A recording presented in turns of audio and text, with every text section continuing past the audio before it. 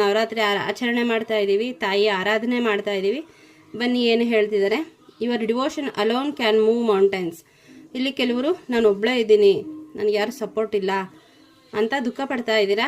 ಅವರಿಗೆ ತಾಯಿ ಹೇಳ್ತಾ ಇರೋದೇನು, ನೀವು ನಿಮ್ಮ ದೇವರ ಬಗೆಗಿನ ಇರುವಂತಹ ಕಮಿಟ್ಮೆಂಟು, ಆ ಸ್ಪಿರಿಚುವಲ್ ಸಾಧನೆ, ಅದು ಒಂದೇ ಸಾಕು, ಅದು ಒಂದು ಬೆಟ್ಟವನ್ನೇ ಕದಲಿಸಬಲ್ಲದು, ಅಷ್ಟು ಶಕ್ತಿ ಅದಕ್ಕೆ ಇದೆ. ಹಾಗಾಗಿ ನಾವು ಅಲೋನ್, ಒಬ್ಬರೇ ಅಂತ ದಯವಿಟ್ಟು ದುಃಖ ಪಡಬೇಡಿ. ತಾಯಿ ನಿಮ್ಮ ಜೊತೆ ಇದ್ದಾರೆ.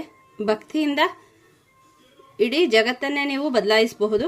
ಹಾಗಾಗಿ ನಿಮ್ಮ ಈಗಿನ ಸಿಚುಯೇಷನ್ ಏನಿದೆ ಅದಕ್ಕೆ ಬ್ಲೇಮ್ ಮಾಡದೇನೆ ತಾಯಿಗೆ ಸರೆಂಡರ್ ಮಾಡಿ ಭಕ್ತಿಯಿಂದ ನಾಮ ಜಪವನ್ನು ಮಾಡಿ.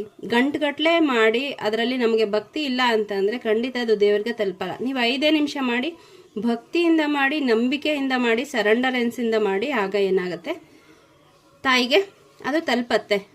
ನೀವು ಪೂಜೆನೂ ಮಾಡದೆ ಹೋದರೂ ಕೂಡ ನಿಮ್ಮ ಮನಸ್ಸಿನ ಮೂಲಕ ತಾಯಿ ಜೊತೆ ಕನೆಕ್ಟ್ ಮಾಡಿ. ಅಟ್ಲೀಸ್ಟ್ ದಿನಕ್ಕೊಮ್ಮೆ ಆದರೂ ತಾಯಿ ಜೊತೆ ಕನೆಕ್ಟ್ ಮಾಡಿ. ನಿಮ್ಮ ಜೀವನದಲ್ಲಿ ಏನಾಗ್ತಾ ಇದೆ, ನಿಮ್ಗೆ ಏನಾದರೂ ಪ್ರಶ್ನೆ ಇದೆಯಾ, ಅದನ್ನು ಮಾತಾಡ್ತಾ ಬನ್ನಿ. ಹೇಗೆ ನೀವು ನಿಮ್ಮ ಫ್ರೆಂಡ್ಸ್ ಜೊತೆಗೆ, ತಂದೆ ತಾಯಿ ಜೊತೆಗೆ, ನಿಮ್ಮ ಪ್ರೀತಿ ಪಾತ್ರರ ಜೊತೆ ಮಾತಾಡ್ತೀರಾ, ಆ ಥರ ತಾಯಿ ಜೊತೆ ಕನೆಕ್ಟ್ ಆಗಿ ಅಂತ ತಾಯಿ ಹೇಳ್ತಾ ಇದ್ದಾರೆ. ನೀವು ಹೇಳದೆ ಹೋದರೂ ತಾಯಿಗೆಲ್ಲ ಗೊತ್ತಾಗುತ್ತೆ. ಬಟ್ ಆ ಒಂದು ಬಾಂಡ್ ಬೆಳಿಬೇಕು ಅಂತಂದರೆ ನಮಗೆ ತಾಯಿಗೆ ಗೊತ್ತಾಗುತ್ತೆ, ಬಟ್ ನಮಗೆ ಗೊತ್ತಾಗಬೇಕು ತಾಯಿ ನಮ್ಮ ಜೊತೆ ಇದ್ದಾರೆ, ನಮಗೆ ಉತ್ತರ ಕೊಡ್ತಾರೆ ಅಂತ ಅಂದರೆ ಏನಾಗಬೇಕು, ನೀವು ಫಸ್ಟು ತಾಯಿ ಜೊತೆ ಕನೆಕ್ಟ್ ಆಗಬೇಕು. ಮಾತಾಡೋದಕ್ಕೆ ಶುರು ಮಾಡಿ, ಹೇಳ್ಕೊಳ್ಳಿ, ನನ್ನ ಜೀವನದಲ್ಲಿ ಹಿಂಗಾಗ್ತಾ ಇದೆ, ಇದಕ್ಕೆ ಉತ್ತರ ಕೊಡಿ, ಇದು ನನಗೆ ಡೌಟ್ ಇದೆ, ಇದರಲ್ಲಿ ಯಾವ ಸೆಲೆಕ್ಷನ್ ಮಾಡ್ಕೊಳ್ಳಿ.